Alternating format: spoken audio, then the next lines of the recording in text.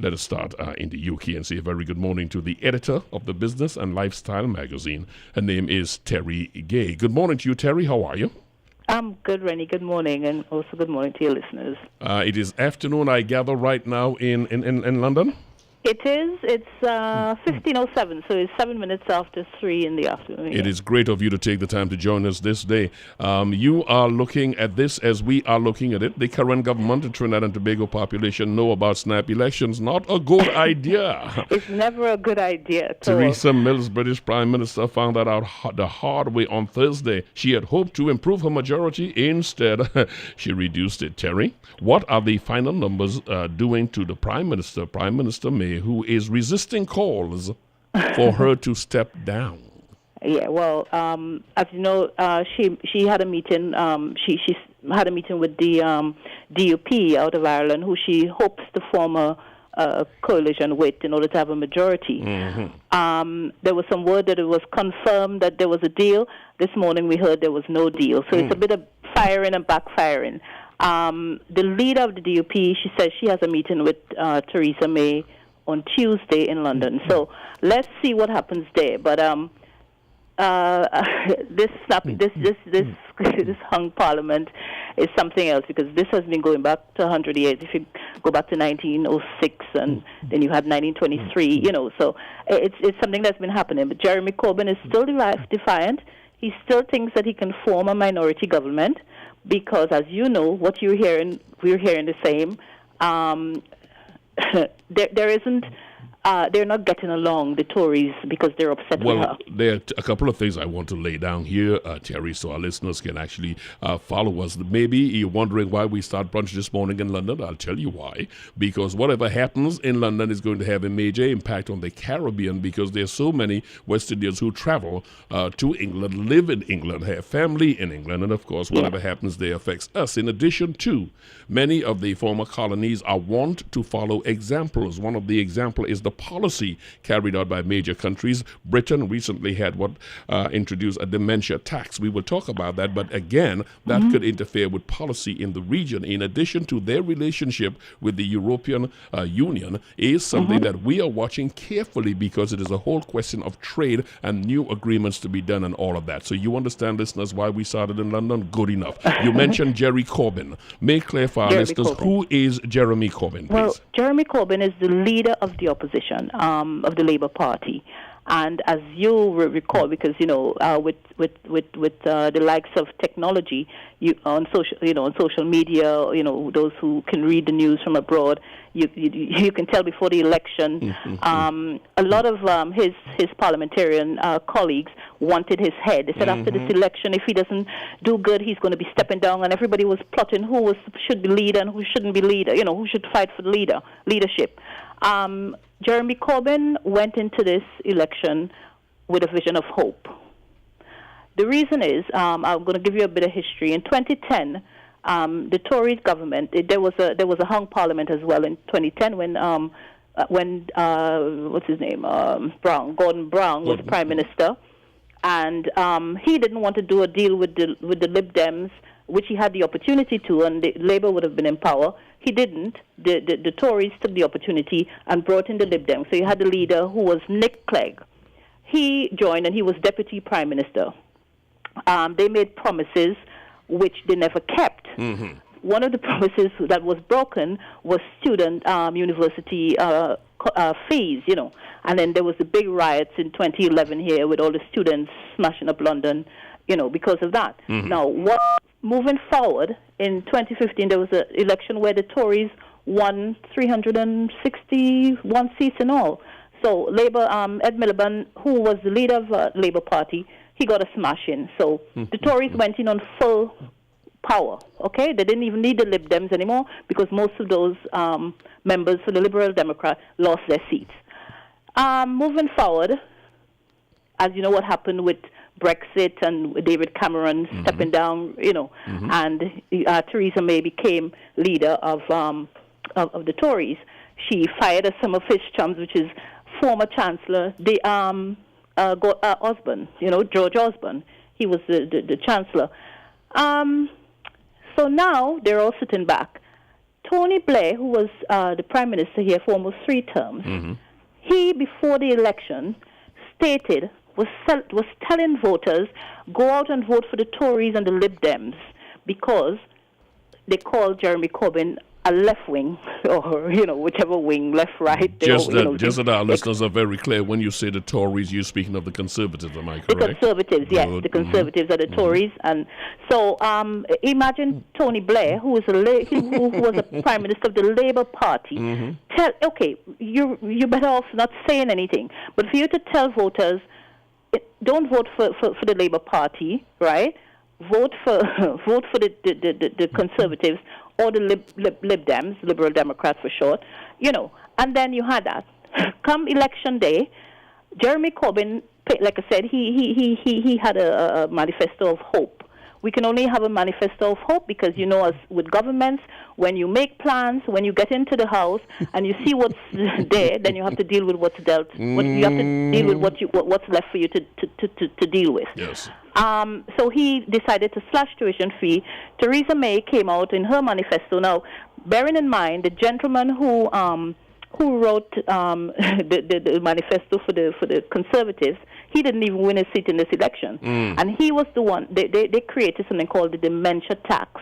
I want to get to dementia a little later on, Terry, but I want to stay with the backdrop you laid down there, because it succinctly, can you tell me what was primarily responsible for the ascent of Jeremy Corbyn? I just need to understand that, because all the pollsters said she was going to increase her margin until the last couple of weeks. What happened?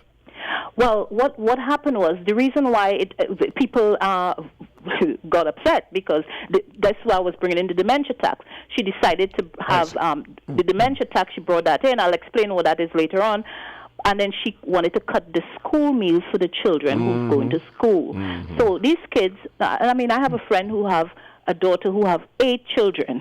Now, it's expensive to have, one person have 8 children to feed these children. So going to school, the kids get a hot meal when they get to school. Now, you're telling me she wanted to cut that. So people, like 2 weeks before elections, she was bringing in that with a manifesto. So people were upset. And, just the last minute with all the... Because what the Tories, what the Conservative government do, they say something and then they flip-flop, And because the reason why they didn't take Theresa May take her word this time, because when she became the leader of the Conservative Party, there was a meeting in front of number 10 Downing Street, and they asked her, Miss Lady Prime Minister, will you be calling an election? And she said, no, I would not be calling an election. Election is in 2020. That's it. So her word didn't become her bond anymore. You see what I mean? Wait a minute. I see what you mean. So now I understand it was really a easy hand-in-glove situation when she went to Washington, D.C., because, again, we had a person who promised everything, delivered nothing. And I say that not just to hit Mr. Trump, which is hard to resist.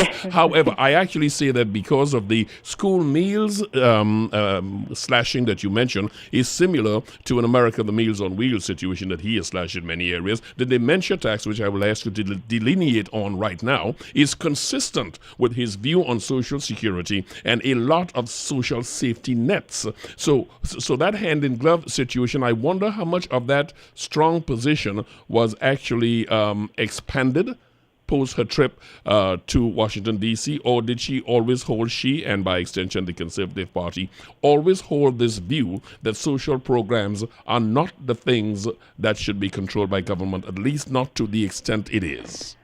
Well, first of all, the members of Parliament in the Tory government, right? These are people, not Theresa May, but the men on the side. They went to schools like Eton and Harrow. These are, these are not poor people. Okay, they were born with wealth. Yes. Right. So these people don't know what it is to not go to school, or not go to school without a meal, or not. They didn't have an inheritance. They had an inheritance. These people who they're making plans and how to do what they want to do in public life. These are poor people, and you're sitting there in the House of Commons, and you're making decisions on something that you've never experienced in life. So bearing in mind these people are well off. So and you making it. So people got upset at the last minute. The other thing too, let's just touch basic with the reason why she claims she called a snap election. We're doing the negotiations to leave the European Union. So she wanted a hard Brexit. Now, a hard Brexit is where you bring everything back, where immigration, every border you go through, you have to be checked. Now, right now, currently, the only country that asks you for your passport when you come out of the EU on the continent is the United Kingdom. Okay, but if you travel anywhere throughout Europe, when you go to France and you want to go to Germany, you want to go anywhere, you don't need a passport. You can just drive through, fly through, take the train, whatever. So they're trying to do a hard Brexit now. So she's claimed she called the election to have this hard, to be firm with Europe, bearing in mind Europe is holding her to her throat because they wasn't going to do a deal because, as you know, there is a fee that we have to pay to get out of the European Union, something like £85 billion. Okay, that's a lot of money. So she wanted to go in there hard, and she said if she called the election, which she referred to, she said, we're going to be strong and stable, and referring to Jeremy Corbyn, we're not going to have a leader who's going to be weak and wobbly. You might have seen that on headlines in the news. So basically, she called the election, and it backfired. Terri Gay is the voice you hear it. She's the editor of the Business and Lifestyle magazine. She's our guest. We're talking about the election that just took place on Thursday and the reverse fortunes.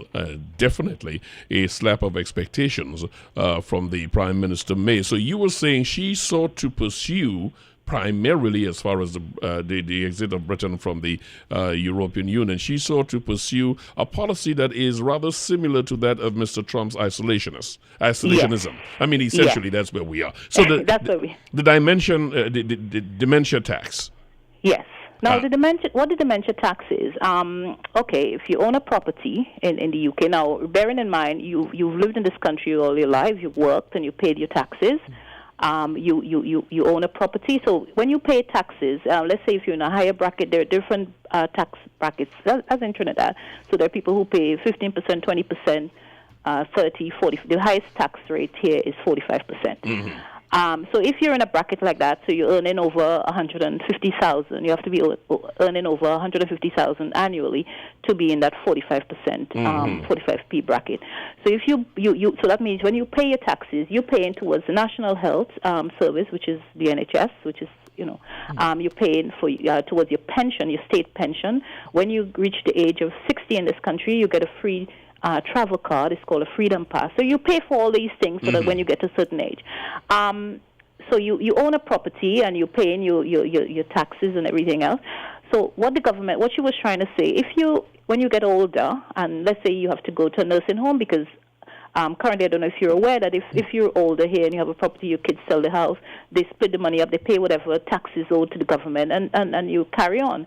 But what you wanted to do now is if you look after you in a care home or a nursing home and you die, what you're going to do is sell your house, and the amount of money that the nursing home it costs you. Let's say you spend the end of your life, let's say a year or 2 or 3 years, multiplying that. Some nursing home, depending on where they are and the type of nursing home, it can be very expensive. You're talking about on a monthly basis over £2,000 a month. You can wipe out any savings you may have put aside for yourself. So that's why she's saying sell their house and they're going to take back whatever they paid to look after you in that nursing home. People were getting angry. So because bearing in mind, Rennie, honestly, we paid for this already. Thank you very much. Folks already paid for this. Yeah, I'm paying for this, right? And I said to a couple of my friends, I said, listen to me. If they win election, I'm selling my house and I'm gone. I'm going back to the Caribbean. Now, my thing is, this is what she did, and then she went and did a flip flop on it. You see, so people when she realized it backfired on her when the manifesto came out, she flipped on it. You see, going back to try to change it, but it was too late. So what you found now was Jeremy Corbyn, the leader of the opposition, the Labour Party, was spreading hope, and he got the youths to register to vote, and they listened to him because people were saying at the last minute, like the younger folks, they're going to vote for Jeremy Corbyn for the Labour Party because this is the situation we are in this country when we get to they keep raising the pension age. So I'm paying taxes. I may not live to be here to get a pension, a state pension, because they keep changing the ages as you go on. It was 60, it's going to 63, it's going to 65, and now we're here in 67. So it keeps going up. So you forever having to work. And when the government's making all these decisions, they have their wealth. I mean, you see, so it's hard. So it backfired on her. I understand. See? And the people are upset. So now, moving forward, we had the elections. There's a hung parliament. They got 318 seats. The Labour Party 262. Terri, we are going to watch this and keep our eyes on this. You know, it makes the world of sense why we decided that we are going to put you at the top of the program this morning for many reasons. What you are describing there is exactly what Donald Trump is doing in the United States. And yes, the United States, because Social Security and the benefits are there, he's saying that you paid into it, but you're not going to get it. And now why is that important to Trinidad and Tobago?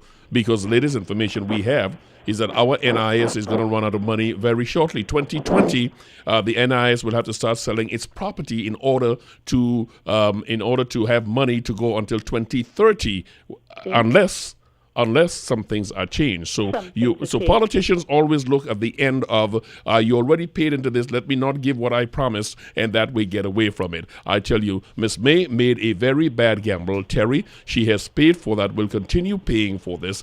In conclusion, I do want to ask you this. Is there any feeling, because the vote was so tight, to leave the European Union? In your view, from what you're gathering on the streets, from what the polls are saying, Londoners, English folks are saying, is there any possibility that folks will seek to delay, overturn, or try to find an accommodation that gives them the access to expertise, manpower, and free movement in Europe, different from what Ms. May was saying, which was a hard and fast, I'm out of here? Well, no. Right now, we have to take one thing at a time. Right now, her colleagues, they want her to step down. Mm-hmm. Because if they do join, and I know we're strapped for time, but if they do join with the DUP, a lot of things that they're going to want, the Tories are not going to give. And so a lot of our members, they're already plotting who's going to be the leader, the next leader of the Conservative as we speak. She said she's not stepping down. You believe they can force her out? Oh no, they could force her out because she made them lose. I mean, 18 seats. The Labour Party gained 34. Mm-hmm. So they're plotting. If a majority is pressuring you into getting out, you have to get out. I'm telling you this. I want to believe in a few months' time, maybe 6 months or so, 5 to 6 months' time, we may have another general election. It's not going to be. We might see what they didn't want, Jeremy Corbyn, maybe be the leader. We don't know, but we have to see. Because I'm telling you now, the DUP is not going to make a deal with Theresa May unless they get what they want. I hear what you're saying. Terri Gay, I'm going to stay with the old saying. Bob Marley echoed it. I'm going to channel him here. If you don't know your past, you would not know where you're going to next time. Pay attention. England had, the UK, a long history of hung governments.